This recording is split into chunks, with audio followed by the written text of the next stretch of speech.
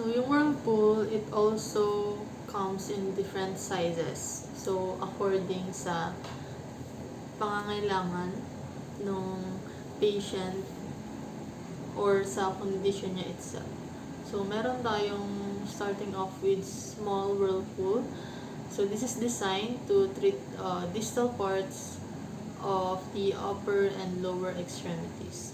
So, eto, maraming portable and attached wheels para for easier movement or mas comfortable yung paggalaw ni patient. So, usually yung mga tinitreat dito is yung hands, yung foot, ankles, ganyan. Yung more on distal parts siya ng extremities.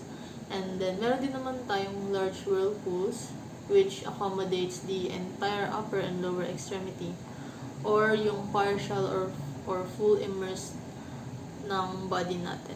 Ayan. So, moving forward, meron tayong low boy tanks.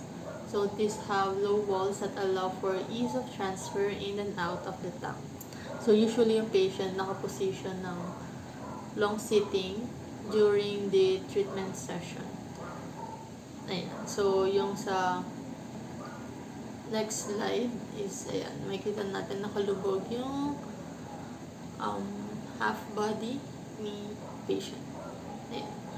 So, yung high boy naman, however, these are also called hip tanks.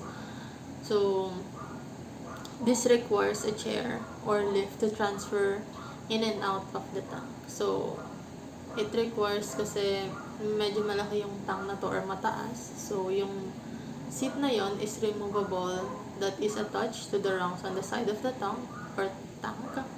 Or they may sit high on a high chair outside the tank with the lower extremities dangling in the tank.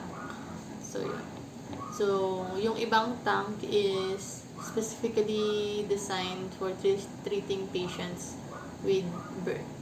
So, usually yun yung mga larger than extremity tanks or requiring to lift a patient for transfer in and out of this modality po. So, yan.